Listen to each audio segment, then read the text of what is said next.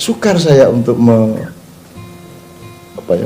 untuk meletakkan di dalam pengetahuan dan pengalaman hidup saya, aku loh sing ngalah karo Rasulullah iku gak ono sak ujunge apa iki diriji apa kira jenenge jendek yang tidak sesel pun dibanding badan Rasulullah. Itu saya aja enggak bisa kok. Sebab kalau saya kawin lagi itu urusannya nanti saya bersimulasi sampai 100 tahun. Engko nek duwe anak njur aku susu ora ono, anakku sing iki musuhan ora karo anakku sing iki. Engko sing siji dadi gubernur, calon presiden, ya. Terus musuhan karo adine sing dari ibu lain. Sampai musuhan pilkada, sampai musuhan royokan pesantren. Itu baru 2. Terus melakukan banyak kesalahan, akhirnya ditanting. Gue harap mlebu penjara apa dukung aku. Akhirnya milih dukung gue, makanya langsung sejam kemudian bikin pernyataan. Begitu. Ini presiden kita ini punya kesabaran seperti Nabi Ayub dan seterusnya. Itu ya. Jadi teman sekalian, saya tidak berani membayangkan itu karena lho iki kan duwe anak. Terus anakku sok-sok piye? Wong anakku sing saka bojo siji wae, aku iki simulasi lho nganti sok-sok. Jangan sampai nanti dia umur sekian terjadi ini, saya harus siapkan sejak sekarang semuanya. Meskipun anak saya tidak banyak, saya siapkan sampai endingnya, sampai terusnya, regenerasi, bahkan sampai 3 generasi saya pikirkan. Sehingga sibuk berpikir itu saja tidak memungkinkan saya, libido saya bangkit. Jadi saya memilih esposo wae. Seindah-indah makan masih lebih indah puasa. Kalau saya begitu, akhirnya tenanan puasa ini nikmatnya luar biasa. Gitu. Tidak itu lebih indah daripada iya. Iyanya cuma satu, yaitu Allah. Tidaknya bermiliar-miliar, tidak. Iyanya cuma Allah Subhanahu wa taala. Nah, kalau kita tarik garis ke Rasulullah, lah yo bojo songo kan sing manak. Sing bayi kok meng siji iki lho. Ini memang takdir Allah atau gimana? Kan mestinya deng tridil kayak. Anaknya tridil kayak banget kayak toh. Ini kok mayoritas kok tidak subur kan gitu. Ini kan juga, wah ini apa termasuk mukjizat apa ya? Mongko cacahiranya Jawa meteng ya. Gitu loh. Iki John wis kawin malah rameteng-meteng, Rasulullah tidak kasih anak laki-laki lagi sama Allah. Ini memang bagian dari polisinya Allah atau bagaimana? Itu. Prabu Brawijaya kelima saja, yang terakhir itu punya anak 117. Ada yang jadi Ki Ageng Mangir, jadi Ki Ageng Gunung Kidul, Ki Ageng Kebumen, Ki Ageng Purworejo, dibagi ke seluruh Indonesia oleh Sunan Kalijogo. Syekh Belabelu, Syekh Jumadil Kubro, semua itu anaknya Brawijaya. Dari istri yang saya tidak tahu jumlahnya, tapi pokoknya anaknya 117. Lah bayangin kalau saya punya anak lebih dari sekarang ini. Yang sekarang aja saya tidak bisa didik. Cuman 4 orang ini sing sulung ku yo ngono. Rumangsane dhek selalu mengeluh, penak po dadi anake bapak. Rumangsamu enak po dadi bapak ya anak. Gitu. Nah dia punya adik gawat lagi, perempuan tidak bisa diatur, tidak pernah mendengarkan satu kalimat lengkap dari saya. Coba. Saya baru ngomong 2 kata langsung dipotong. Udah nggak usah ngomong, aku udah tahu. Wah, piye gitu.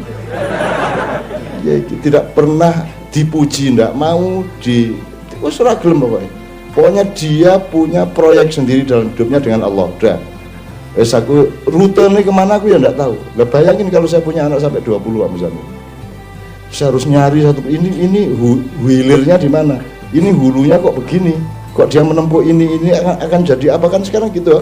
Nek kue seneng teknik sesuk jadi insinyur, kue seneng opo jadi opo kan gitu. Lah kalau anak kita banyak kan sibuk kita gitu. Nah jadi saya tidak bisa membayangkan dengan pola hidup bagaimana Rasulullah punya begitu banyak istri. Teknis saja nggak bisa bayangin. Oh jadi istrinya itu di rumah masing-masing kan gitu. Terus Rasulullah menghidupi enggak? Siapa yang memberi makan istri-istrinya? Siapa? Uang amil. Apa? Loh, kalau Rasulullah tidak menghidupi istri-istrinya, terus bagaimana menjadi contoh teladan bagi kita semua? Engko kowe niru. Kowe glundang-glunung yang bucik sunah Rasul. SPY coba. Jadi mending saya mengambil pilihan begini. Wallahu alam, saya tidak tahu. Tapi saya tidak akan mengurangi kekaguman saya, cinta saya, ketakjuban saya tentang Rasulullah yang saya yakini, yang saya tahu. Karena toh saya tidak mungkin tahu persis beliau. Ya apa caranya ngerti? Tinggi badannya berapa kamu tidak tahu kok. Kok takon sing kualitatif. Bagaimana kita tahu? Rambutnya Rasulullah itu panjangnya seberapa, nggak ada yang pernah ngukur. Belum ada meteran. Ya. SBY coba. Jadi daripada saya mengandalkan pengetahuan tentang kebenaran, mending saya berada di darul cinta dan keyakinan dan ketakjuban saya kepada beliau. Begitu. Nah, gitu Pak Muzamil. Bahwa ternyata memang benar begitu atau tidak benar begitu, ya saya ini kan agak mas, agak berbagi sama Allah itu saya tidak berani ngerebut. Saya kira itu bagian dari indallah, tidak bisa saya verifikasi kalau saya. Gimana wong peristiwa tadi pagi masuk koran siang sudah distorsi kok. Lagu ini 14 abad, bagaimana enggak distorsi? Distorsinya berapa persen? Tadi saya ngomong-ngomong sama ada tamu-tamu tadi. Berita di koran itu distorsinya berapa persen? Ya 50% minimum memenuhi. Loh, kalau 14 abad tentang Rasulullah distorsinya berapa? Wah, ya 5 kali 50 kali beratus-ratus% yang beribu-ribu persen kalau disebut apa namanya kuantitasnya gitu. Nah, jadi teman sekalian, saya tidak harus tahu. Pokoknya menurut akal sehat saya dan nurani saya, kalau Allah mengutus wa ma arsalnaka illa rahmatan lil alamin, maka mesti begini. Kalau tidak seperti itu bukan rahmatan lil alamin. Saya begitu aja. Faktanya apa? Faktanya fakta apa? Kamu nggak tahu, saya juga nggak tahu. Tapi pasti Tuhan seperti itu. Kalau enggak mungkin. Berarti bukan Tuhan yang bikin, kan begitu. Pasti seperti itu. Ya, saya hidupnya begitu. Emang apa yang Anda yakini benar apa? Ojo meneh Kanjeng Nabi ku Jokowi ku ya ora mudeng. Bung Karno kamu yang enggak tahu, Tan Malaka kamu juga enggak ngerti gitu. Syahrir itu hebatnya apa kamu enggak ngerti. Yusuf Muda Dalam tahu krungu kowe? Musa ngerti sok-sok dia. Kan kita lebih banyak enggak tahu daripada, jadi jangan mengandalkan kebenaran. Jadi jangan sok mengekspresikan kebenaran yang seolah-olah itu benar-benar sungguh-sungguh benar dan kamu yakini. Tidak. Yang menjadi pertimbangan utama adalah tadabbur, Mas. Pokoknya efeknya harus merupakan kemaslahatan bersama. Sebenar apapun dia kamu ketahui atau kamu yakini, jangan diungkapkan kalau tidak menjadi kemaslahatan bersama. Kan begitu. Kecuali ada orang yang mendistorsikan kita. Nah, itu bukan kesalahan kita, kan begitu. Tapi kan niat kita betul-betul tadabbur, benar tadabbur. Tafsir boleh asal taat kepada tadabbur, kan begitu. Nah, jadi Pak Muzamil mohon izin, saya tidak bisa bayangin Rasulullah punya istri banyak, tidak bisa bayangin. Dan apalagi istri banyak kok tidak jelas tempatnya, nggak jelas ngerjainnya kapan, gitu ya. Apa sampai 40 kali laki-laki. Oh, bayangin lah, kok cuma 9 kalau 40 kali. Kekuatannya Rasulullah sebagai laki-laki 40 kali lipat tuh. 40 dari Rasul itu 40 kali lebih kuat daripada setiap laki-laki gitu. Anak ngono kok ora sepetang puluh hisan bojone. Supaya pas tuh. Daripada berlebihan kok nyabun. Sing guyu berarti biasa. Sing orang guyu wis biasane. Sehingga dia apal untuk tidak tertawa, biasa aja. Jadi Pak Muzamil, saya kira saya tidak sedang mengadu domba Anda berdua untuk menentukan kebenarannya yang mana. Saya cuma ingin mengatakan Anda harus punya sikap dalam hidup Anda. Karena yang terpenting itu adalah iman Anda, keyakinan Anda, cinta Anda, dan tidak berhentinya perjuangan Anda di dalam keyakinan itu, asal ujungnya adalah tauhid ilallah. Kan gitu. Salah-salahnya saya kira kok enggak masalah gitu. Oh, itu banyak sekali contohnya. Nyun sewu ya Om Jamil. Kayak tadi kan, loh, masa Quran hanya bisa diakses oleh orang yang menguasai bahasa Arab? Lah terus gunanya Quran apa? Wong dia hudan lil muttaqin. Hudan itu memang harus pakai kata. Apa Allah memberi petunjuk itu hanya melalui kitab? Saya kira kita harus belajar fisika, belajar biologi, belajar urat saraf, belajar macam-macam psikologi, bahwa wong di maiyahan aja Mas, yang menyimpan memori dari ilmu atau apapun yang kita tangkap kan bukan hanya otakmu, bukan hanya akalmu. Karena kita sudah tahu bahwa Sabrang juga sudah melegitimasi sebagai ahli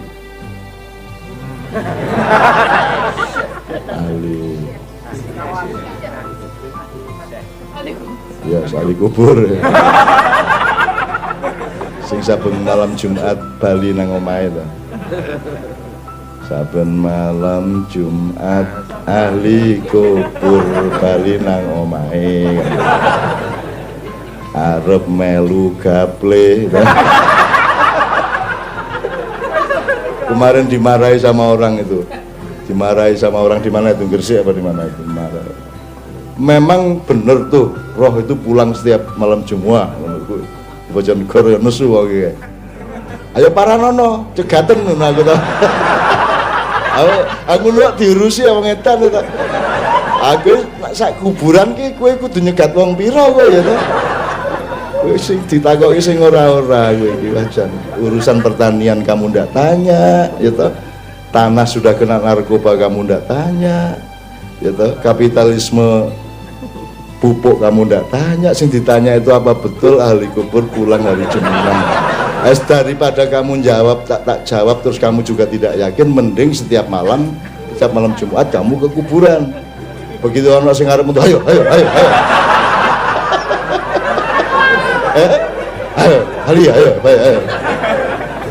itu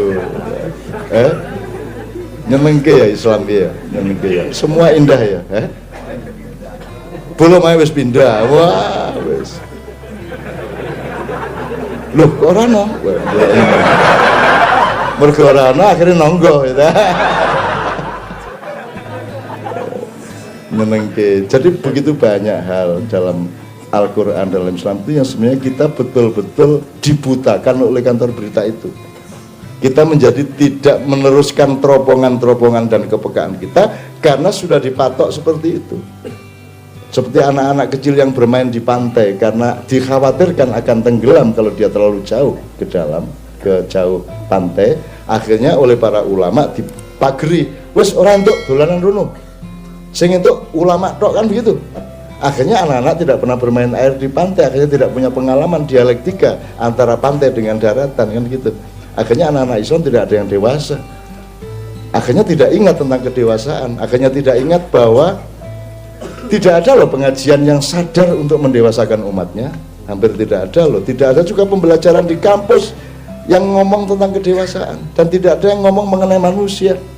Nah di Ma'iyah ini kan kita ini ele-ele kan dandan-dandan kamanungsan. Ya kita coba dandanin orangnya, karena yang tak diurus itu orangnya, manusianya gitu. Nah jadi Pak Muzamil terakhir sekali gini, hudalil mutakin itu salah satunya adalah melalui teks yang kemudian dimushafkan atau dirumuskan zaman Sayyidina Utsman. Terus orang menyangka itulah Al-Quran, padahal Al-Quran hanya alat untuk menyampaikan Al-Quran. Qurannya kan dia software Mas. Jadi sama dengan penyair, puisi itu bukan yang kamu tulis itu, puisi itu ada di dalam dirimu, kamu mengekspresikannya melalui kata, kalau pelukis melalui warna dan garis-garis kan gitu. Nah kita di sini kemudian karena terdidik oleh kantor berita itu sejak meninggalnya Sayyidina Ali bin Abi Thalib, akhirnya kita menganggap bahwa Islam itu adalah, kalau istilah kita ya gedok, bukan telanya kan gitu. Nah mari kita sekarang waspada terhadap seberapa banyak kita menggedokkan Islam, kan gitu kan. Wong ini gedok dudu telo ya, kudune awake goleki telone kan gitu. Bahkan sekarang ini kalau ngomong bukan yang literer ya. Kalau ngomong sikap itu setiap golongan sudah menjadi agama. Ngomong sikapnya loh, ngomong budayanya loh ya. Meskipun secara literal mereka tidak bilang itu agama. Meskipun juga sudah ada yang ngomong itu agama. Jadi golonganku ini adalah yang masuk surga. Kalau ada selain golonganku yang masuk surga, dia harus minta tolong dulu kepada golonganku. Ngono ya. Ngono arek-arek.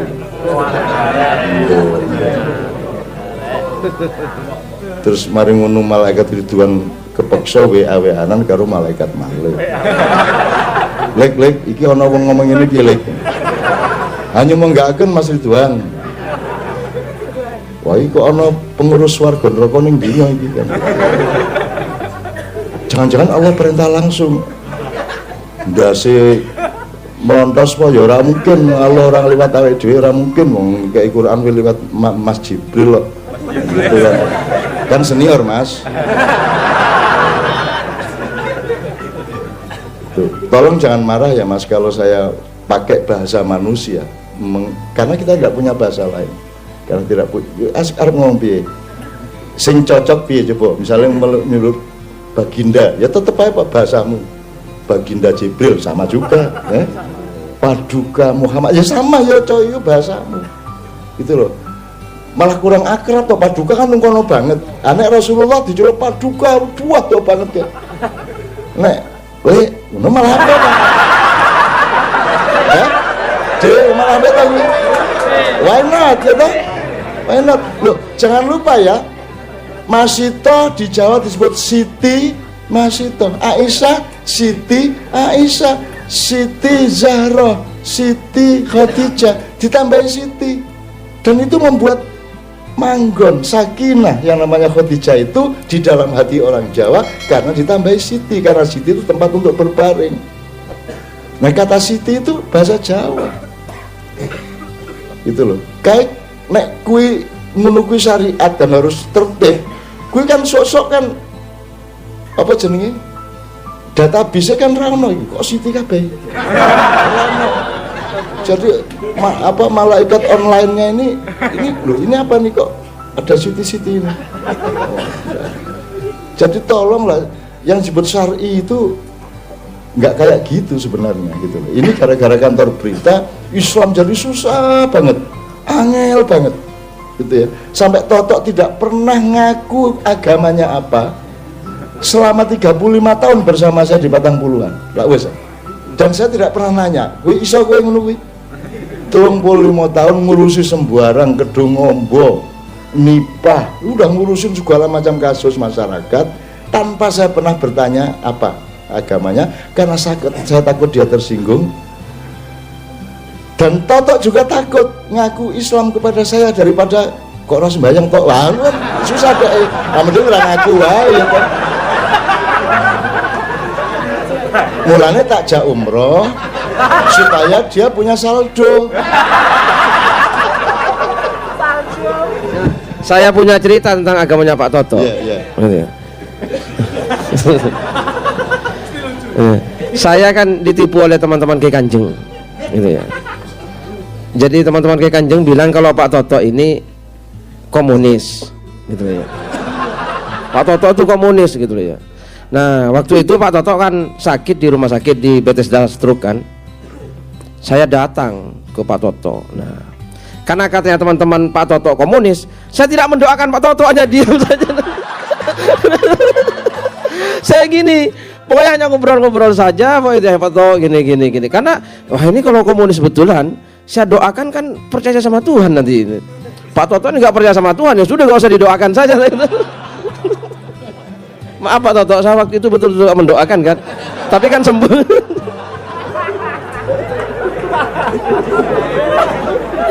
Ya padahal faktanya Mas, sealim-alim Pak Muzamil, sedalam-dalam istilahnya Pak Muzamil, dia tidak pernah sa'i 14 kali. Ya 7 kali lah ya. Mas Toto 14 kali. piye coba. Nanti sudah ke-12 itu menggem ya. Aduh kok suwe ya. Lah piye ngono? Kudune kan 1, 2, 3, 4, 5, 6, 7. Terus potong. Ini enggak? 1, 2, 3, 4. Tadi aku bayangin jen-jen do teko guyu. Wong piye iki? 14 kali. Nah, tapi akhirnya Allah memberi kemurahan, iya dia niatnya baik dan memberi, aku diberi bonus oleh Toto, maka aku akan beri bonus ampunan kepada dia. Nah, kira-kira ya aku husnudzon dan apa toh? Husnudzon loh, saya ngomong itu husnudzon bukan saya menyimpulkan. Kalau kesimpulan tidak ada di dunia ini, tidak ada kebenaran. Al-haqqu min rabbika kok. Kita tuh pokoknya berbuat baik, sama-sama nggak tahu sebenarnya. Anda tuh kan tidak tahu Kiai Muzammil, aku tahu yang Anda tidak tahu, dan aku diam aja. Ya lah. Hidup itu nggak harus semua transparan, mudah, transparan. Ya lah mas, transparan benar ya mudah toh, nggak bisa dong. Ya ada yang transparan, ada yang tidak. Semua ada ukurannya masing-masing. Ada yang kita katakan, ada yang tidak kita katakan, ada yang ditutupi, ada yang kita buka, kan gitu. Dan kita harus pelajari kenapa yang ini harus ditutupi, kenapa yang ini tidak boleh tahu. Bukan hanya sebaiknya tahu, tidak boleh tahu. Ada sesuatu yang Anda dilarang tahu. Misalnya badannya istri tetangga. Gitu. Dan banyak sekali, enggak usah istri. Masing-masing Anda kan tidak pernah melihat barang satu sama lain. Ya. Kecoba ada screening sudah sunat atau tidak di depan masjid. Masjid ini hanya untuk yang sudah khitan. Nah, karena ini hukum, maka harus ada perangkatnya, dibikin satu ruangan untuk yang masuk masjid screening dulu, verifikasi sudah sunat atau belum. Nah, karena Jumatannya sudah komat, masih ratusan orang. Nah, kalau masuk ruangan kan suwe tuh akhirnya lihat sampun. Buka sarung. Itu kalau pakai sarung, kalau pakai jin dikeluarin. Sampun toh.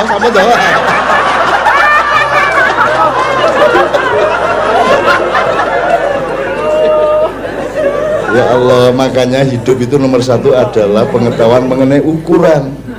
Gitu. Iya. Seneng aku. Ya Allah, aku bersyukur kepadamu ya Allah karena engkau bahagiakan anak-anakku semua. Ya. Mudah-mudahan ringan hidupnya. Berat pun terasa ringan, kan gitu ya, Lah kan berat kan kudu ono, ning abot kuwi iso krasa. Enteng gak iso to? Gitu. Bojo elek ya krasa. Ayu. Apa sebabnya kok bojomu ayu mergo sing liyane dudu bojomu? Kan alasannya ngono membabi buta ngono wae. Kok repot rasa analisis, rasa parameter. Pokoknya bojoku ayu arep ngapa? Tonyo wae kowe ya. Itu aja. Anek lho kan tonggomu kan bojone ayu, ora kaya rayu, soalnya dudu bojoku. Boleh enggak gitu itu? Ya ngono kuwi urip. Aja ruwet-ruwet sing enteng-enteng wae. Jane ya mrongos sing bebek kaya ayu dhewe. Seneng aku. Urip aja dingel-ngel to ya, ayo digam. Dan mari kita melonggarkan orang lain, beri kelonggaran kepada orang lain sebagaimana kebiasaan Allah dan Rasulullah. Kemarin di mana? Yang Iqra itu di mana, Mas Muhyiddin?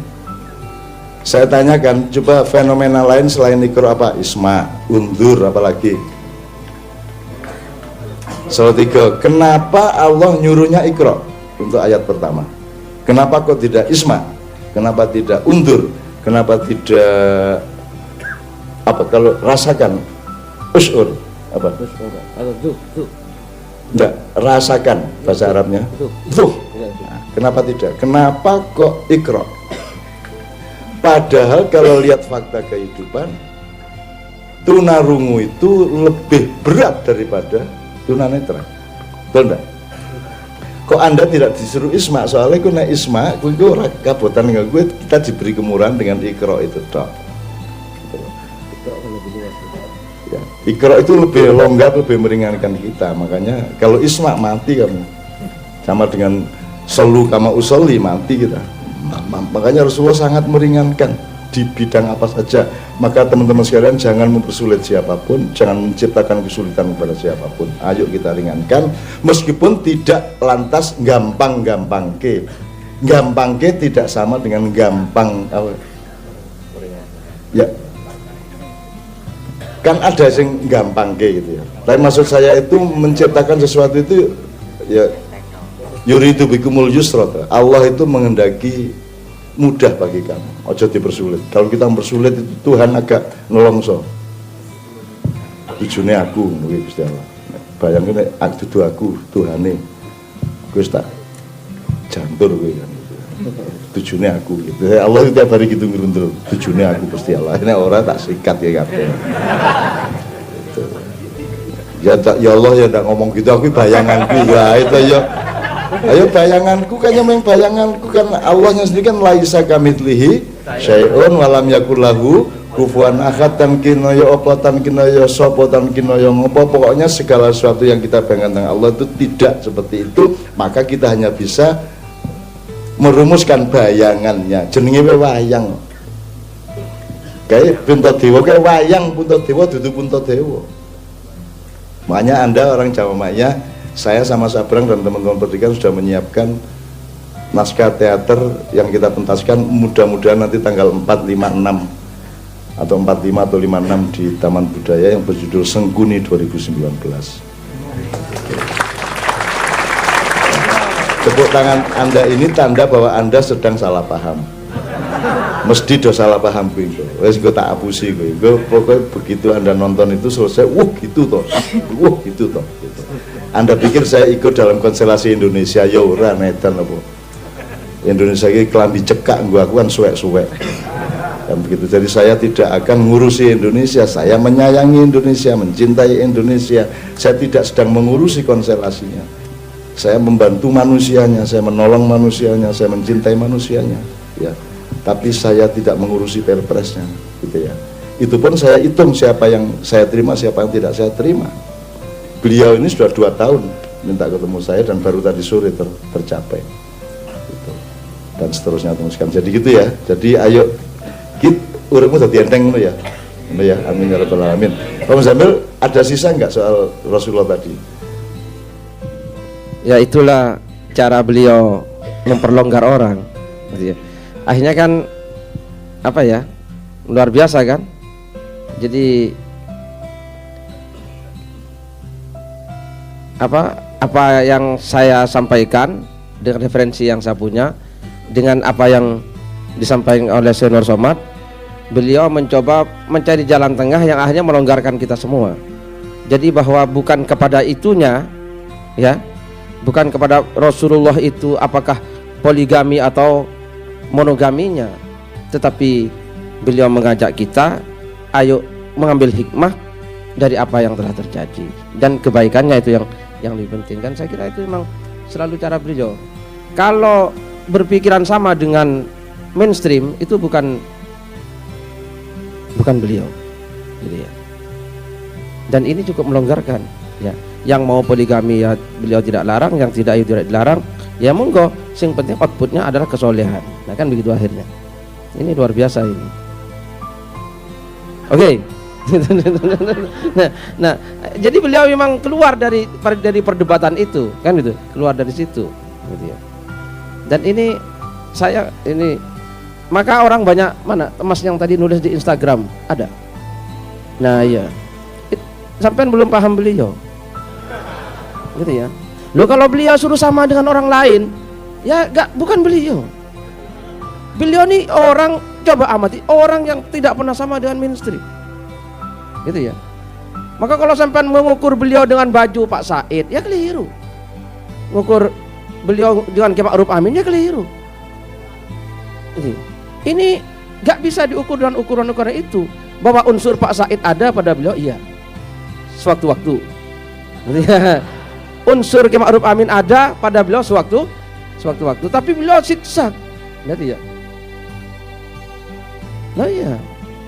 Maka kalau loh kenapa Cak Nun kok ngono ya wong lain liyane ngono. Ya itulah beliau. Orang sampai terkecoh-kecoh kemarin di apa ya? Kan nggak ada orang yang memasukkan beliau sebagai kiai. Ya apa enggak? Kecuali saya. Kalau saya mengkiaikan beliau gitu loh ya. Ya. Sampai Mas itu nggak mungkin nyebut Kiai Haji M. Hairun Najib kan? Ya karena beliau ini lucu kan ukurannya kalau kiai begini-begini. Lah beliau ini pakai ukuran sendiri kok. Ya.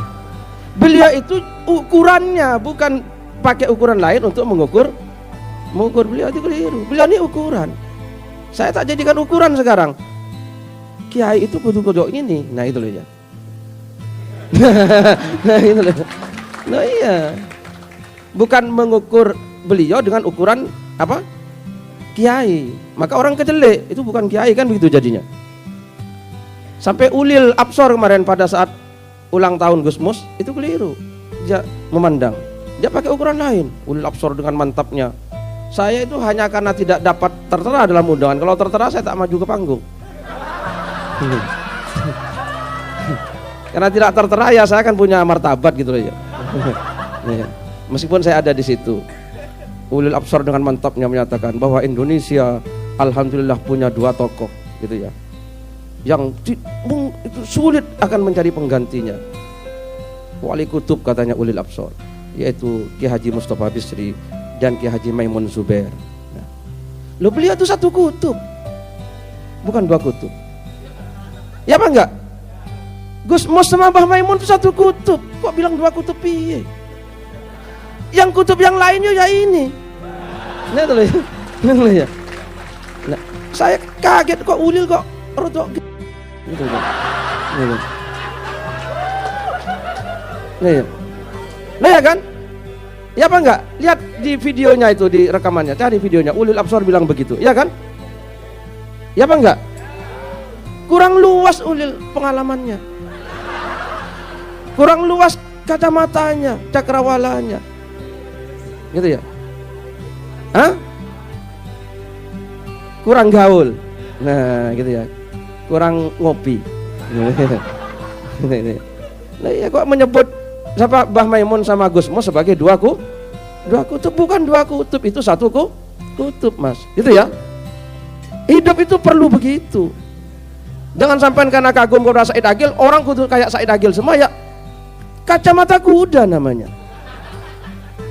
Gitu ya. Kita harus pakai kacamata yang sebenarnya. Kacamatanya manusia, jangan pakai kacamata kuda. Dan ini beliau. Maka kenapa teman-teman Ma'iyah cerdas ya, karena menemukan alhamdulillah. Saya juga semakin cerdas sejak. Nah iya. Loh kalau saya tidak berteman beliau, paling saya mengeluarkan fatwa seperti Basul Masail yang pengganti saya yang mengharamkan ALC itu ya. Itu ya. Loh kok, loh ya kan? Itu kan pengganti saya, gitu ya. Maka saya kan sudah gak mau lagi, gitu ya. Gitu ya. Itu pengganti saya dulu, bendahara saya itu, gitu ya. Sekarang Basul Masail, padahal mestinya minta nasihat saya dulu mestinya, gitu ya. Wong saya seniornya kok. Nah, ya. Itu kan kehilangan konteks ya. Jadi orang ini gini loh, orang tuh boleh beda pendapat, boleh apa, ayo bicarakan dengan baik-baik, dan pembicaraan itu harus dibuka. Keran diskusi, keran dialog itu harus dibuka. Jangan kita kalau ada orang tidak sependapat dengan kita hakimi, jangan. Haram. Jangan seperti itu, bukan keulamaan namanya.